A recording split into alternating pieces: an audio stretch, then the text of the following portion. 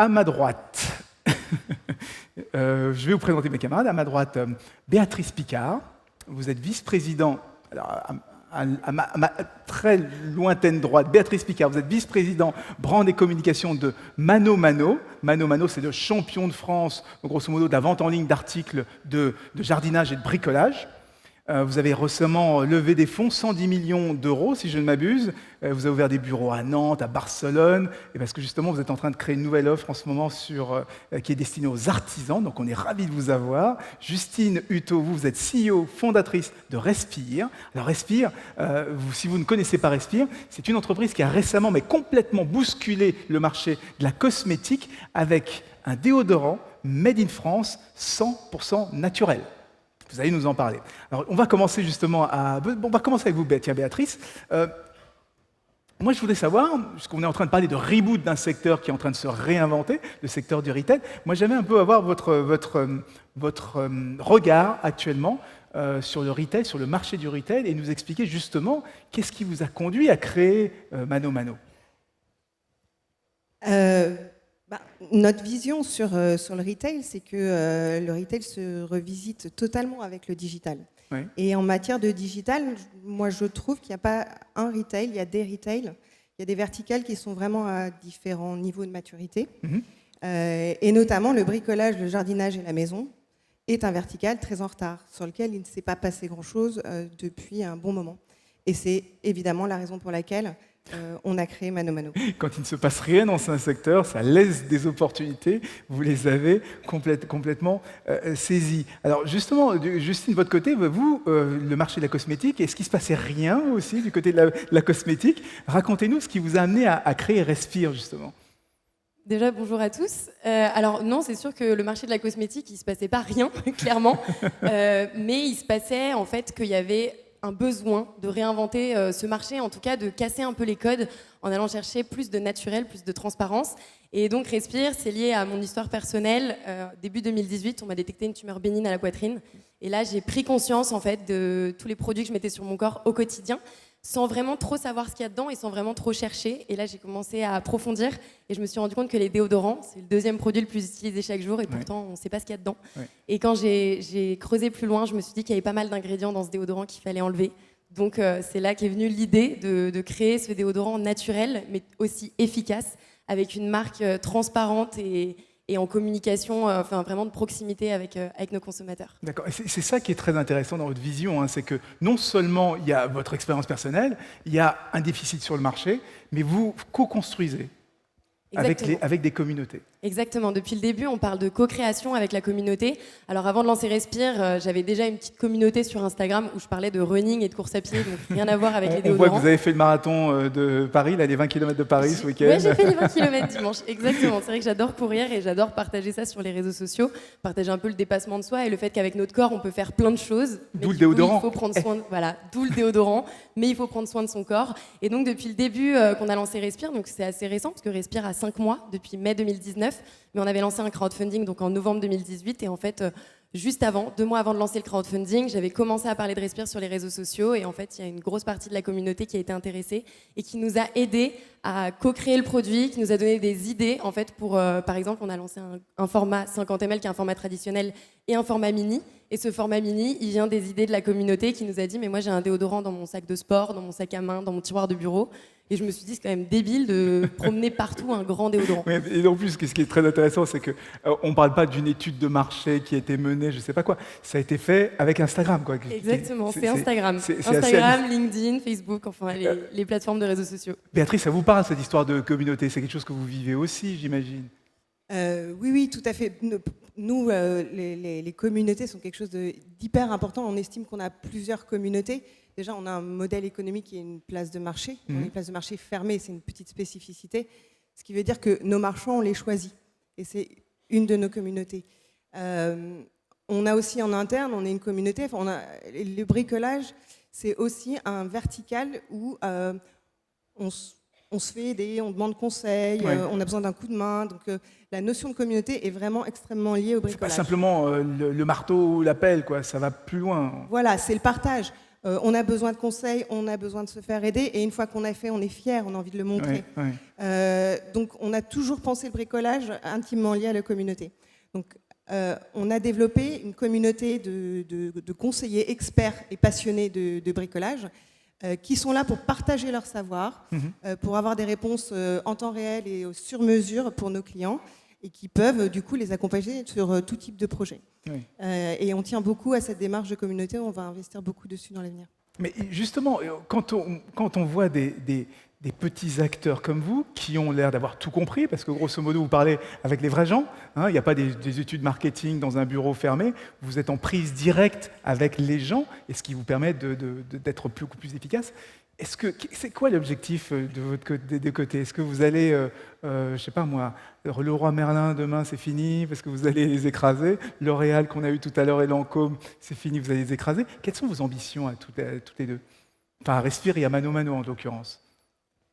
Moi je pourrais peut-être faire juste un petit flashback sur comment s'est créé Mano Mano. À la base ça s'est créé par Philippe de Chanville et Christian Resson, qui avaient envie d'entreprendre ensemble, qui travaillaient ensemble, qui cherchaient, faisaient des études de marché, etc. Et tous les lundis matins, ils se sont rendus compte qu'ils se racontaient leur bricolage du week-end. Et finalement, ils partageaient les mêmes frustrations, des expériences en magasin assez douloureuses et une offre sur Internet inexistante pratiquement ou inadaptée. Et donc c'est vraiment de cette vision client qui est née l'envie de développer Mano Mano. Un peu comme Justine, quoi. Voilà. Et du coup, ce qui nous anime, c'est vraiment ça, c'est l'envie de changer ce vertical, de faciliter la vie des bricoleurs, quel que soit leur niveau de bricolage, de rendre les choses faciles et simples. Et justement, quand on dit rendre les choses faciles et simples, à la limite, tout le monde peut le dire. C'est juste une déclaration. Mais ce qui est intéressant, c'est que vous le faites. Alors donnez-nous quelques petits exemples quand on dit on rend ça plus facile et plus simple. Et je pense que je vais me poser la question à toutes les deux, parce que c'est aussi vrai du côté de Respire. Parce qu'on n'a qu'à aller dans une grande enseigne et on a des produits cosmétiques. On va dans une grande surface et on a des produits de bricolage. Chez vous, c'est différent. Racontez-nous. Nous, on est des pure players, donc on a une culture de la data très poussée. La data, c'est extrêmement précieux pour nous parce que c'est ça qui va nous permettre d'être le plus pertinent et de proposer la meilleure expérience possible à nos clients. Donc nous, on écoute la data, on entend ce qu'elle nous dit, et là, ça nous fait un premier axe de travail. Le deuxième, c'est comme je vous disais, on a toute une communauté de passionnés qui discutent tous les jours avec nos clients. Et on a les remontées de nos clients et on les entend, et à partir de là, on met en place un certain nombre de choses. Et du côté de Justine, Nous, quand on parle de plus facile et plus simple, on dirait plus facile d'accéder à la compréhension du produit qu'on met sur notre corps au quotidien. Et c'est pour ça qu'on a créé une communication où on est en fait hyper proche de notre communauté, que s'ils ont la moindre question, s'ils cherchent l'information, déjà qu'ils n'aient pas spécialement à la chercher, mais que s'ils la cherchent et qu'ils nous écrivent, on va leur répondre super rapidement. Vous avez un traducteur et puis ça peut de même être moi qui vais leur répondre. Donc je vais à la rencontre vraiment de nos consommateurs. On organise régulièrement des événements pour pouvoir les voir. Et donc nous, quand on parle de simplicité, c'est plus regagner la confiance du consommateur à travers la communication transparente. Et on parlait tout à l'heure de vision. Donc pour nous, c'est quoi notre vision? Notre vision à nous, elle est très ambitieuse chez Respire, c'est de devenir la marque numéro 1 d'hygiène naturelle en Europe. Alors bien sûr, on va y aller step by step, mais ce qu'on a envie, nous, c'est d'aller offrir des produits dans lesquels les personnes auront confiance, qui seront des produits du quotidien, naturelles, totalement saines pour leur corps, mais qui soient tout aussi efficaces et qui aient un axe aussi environnemental où clairement ça fait partie de nos préoccupations quotidiennes, et donc de chercher toujours à mieux faire pour que le consommateur ait le sentiment de mieux consommer. Aujourd'hui, c'est ce qu'il cherche, et nous, on essaye d'y trouver une réponse parce qu'on y croit vraiment. Alors, pour devenir numéro 1 en Europe, il faut quand même il faut arroser, il faut toucher un maximum de consommateurs. Alors je veux bien que votre Instagram a une puissance colossale, c'est mieux que Kim Kardashian, mieux que, comment elle s'appelle, Selena Gomez, je crois que c'est Selena Gomez qui est devant Kim Kardashian.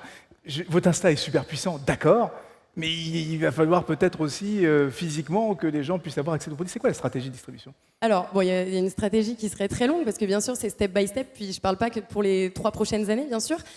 Aujourd'hui, ça fait que 4 mois qu'on a lancé Respire, depuis mai du coup 2019, et on a déjà vendu 200 000 déodorants. 200 000 en 4 mois ? Ça va très très vite. On a lancé la crème solaire naturelle et minérale cet été. Là, on travaille sur nos nouveaux produits. On en lance un d'ailleurs la semaine prochaine. Et en fait, nous, notre objectif, c'est d'y aller step by step. Alors, bien sûr, aujourd'hui, on a toujours investi 0 en marketing et ça continue de manière organique à prendre de l'ampleur. On arrive à toucher des nouveaux consommateurs tous les jours. Et d'ailleurs, on a utilisé le physique pour ça. On n'est pas, nous, uniquement un pure player. On a vraiment un modèle hybride où on vend nos produits en physique. On est chez Monoprix dans toute la France depuis cet été. On est chez Sephora aussi dans toute la France. On est chez Parashop depuis septembre. Et là, on arrive sur le secteur des pharmacies. Et on a vraiment comme volonté de pouvoir aller toucher un maximum de consommateurs et rendre nos produits le plus accessibles possible. Donc si je comprends bien, il y a une triple stratégie de distribution. La première stratégie en ligne, la deuxième en point de vente traditionnel, et une troisième, le bouche à oreille. Ça fait partie de la distribution aussi. C'est un peu ça. Exactement, le bouche à oreille aujourd'hui c'est par les réseaux sociaux, clairement ça fonctionne très bien. Puis quand un client vient me voir et me dit j'ai entendu parler par ma sœur ou par une amie, c'est clairement ça qui me fait le plus plaisir aujourd'hui. C'est la meilleure des recommandations, hein, quand c'est surtout un proche, pas un inconnu qui vous recommande. Quand c'est George Clooney qui dit il faut acheter le café, c'est moins efficace que quand c'est sa sœur ou c'est son copain. Du côté du bricolage cette fois, il y a quand même des énormes acteurs sur ce secteur, aussi bien en ligne, parce que même on commence à trouver des produits de bricolage chez des Amazon et autres. Votre stratégie de conquête, c'est laquelle? Par rapport à Amazon? Non, pas plus globalement, de conquête. Après, Amazon, c'est juste parce qu'il faut bien lancer toujours. Quand on parle de retail, on lance toujours Amazon parce que ça fait parler. On a une stratégie de conquête à l'international pour laquelle, encore une fois, on mise beaucoup sur la data. Après, on a un enjeu de rapidité. Effectivement, il y a des acteurs qui sont déjà présents. Finalement, il n'y a personne au croisement du spécialiste du bricolage et du spécialiste du digital. Et du coup, on veut prendre des parts de marché rapidement. Donc, l'international est un des axes où on a une stratégie locale. Pour aller le plus vite possible, on pense central, global. Et puis, pour être juste et pertinent, parce que chaque marché a vraiment ses spécificités, on va aller adapter chacune de nos stratégies à chacun des marchés. On a en interne des équipes de natifs au sein de chacune des fonctions pour pouvoir aller plus vite là-dessus. Nos axes de développement sont aussi... Le client, il est au cœur de tout. Et pour arriver à toucher aussi le client, il faut qu'on arrive à accompagner les marchands pour qu'ils proposent aux clients les meilleures expériences possibles. Et dans ce sens, on développe une offre de services pour les marchands, pour leur donner les moyens, justement, d'être parfaits. Oui, parce qu'il y a aussi, vous développez des verticales. Tout à l'heure, j'ai parlé des artisans, mais vous avez aussi une offre pro. Racontez-nous ces verticales que vous êtes en train de développer. Oui, justement, en écoutant nos clients, on en parlait tout à l'heure, on a compris que parmi nos clients, il y avait des pros, et que ces pros-là, ils avaient des besoins spécifiques, et qu'aujourd'hui, personne n'adressait ces besoins-là. Du coup, on a lancé Mano Mano Pro cette année, en 2019, et on va le déployer sur chacun des pays dans l'année qui vient. Et Mano Mano Pro, c'est pour quel type de professionnels Donc, c'est pour les pros du bâtiment, pas les grands groupes, mais la majorité des acteurs de ce secteur-là, c'est-à-dire les petits et moyens entreprises du bâtiment. Ça veut dire qu'on pourrait avoir un mano-mano industriel demain, plein de verticales comme ça qui se créent, c'est possible? Tant qu'on reste dans notre vision de changer cette verticale, de faciliter ce sujet-là pour tous, oui. Oui, c'est encore la communauté qui parle. Ça veut dire que si le client le veut, s'il y a une opportunité, on le fait, quoi, parce que c'est lui qui le demande. Et justement, du côté des cosmétiques, on a parlé de ce produit qui cartonne. Vous avez dit combien? 200 000 déodorants. 200 000 déodorants en 4 mois. On a parlé du bronzage. Bon, moi, j'en ai pas besoin, mais c'est même pas la période encore, le bronzage. Quel est le prochain hit, le hit produit de Respire?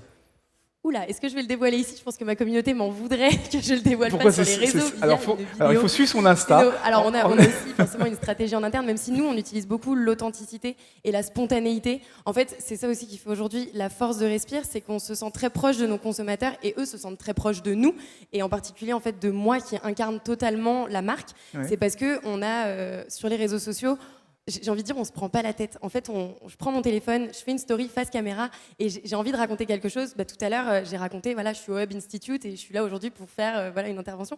Et en fait, on se prend pas la tête. Sauf, bon, pour les lancements produits, bien sûr, on réfléchit quand même un peu en avance à un script, puisqu'en fait, ce qui a fait décoller Respire, il y a donc moins d'1 an, en novembre 2018, c'est au moment du lancement de notre crowdfunding, j'ai fait une vidéo de 2 minutes où c'est moi face caméra qui explique mon projet, pourquoi j'ai eu l'idée de lancer un déodorant. Et cette vidéo a fait 3 millions de vues sur les réseaux, entre Facebook, LinkedIn et Instagram. Et 3 millions. Ouais. Et c'est pour ça que depuis 20 minutes, on a 100 000 personnes en plus qui nous regardent en ce moment sur Facebook Live. C'est à cause d'elle.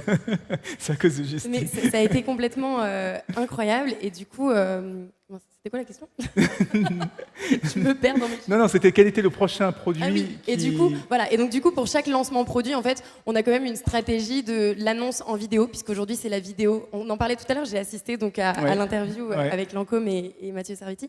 Et en fait, la vidéo aujourd'hui cartonne, ça nous permet de faire passer un message. Et donc, à chaque fois qu'on lancera un nouveau produit, on fera une vidéo où on explique pourquoi on a choisi ce nouveau produit et comment on y va, et aussi tous les choix qu'on a fait, parce qu'à chaque produit en fait qu'on lance, c'est un choix qu'on fait. C'est bête à dire, hein, choisir c'est renoncer, mais c'est toujours difficile de se dire j'attends pas que mon produit soit au plus parfait pour le lancer, mais je vais y aller vite sur le marché, et ensuite il évoluera et il deviendra meilleur grâce au retour conso. Et ça, on mise à fond là-dessus, et aujourd'hui ça fonctionne.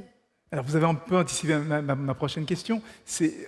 On est en train de parler de Smart Reboot, on est en train de donner des clés. Quels conseils, quelles convictions avez-vous justement sur le retail, sur la façon dont on peut le réinventer? La question est ouverte à toutes les deux. Je me lance. Question piège.